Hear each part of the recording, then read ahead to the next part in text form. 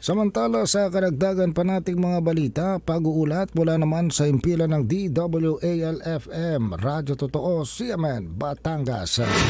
CMN Live Nationwide. Renz Belda, magandang araw sa iyo.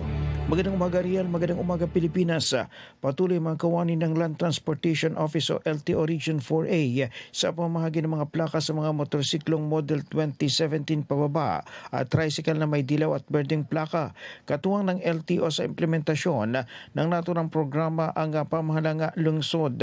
Kaugnay ito, bumisita sa sinagang distribution sa Batangas City Grand Terminal si Congresswoman Beverly Di Macuja upang masiguro ang kaayusan ng pamamahagi.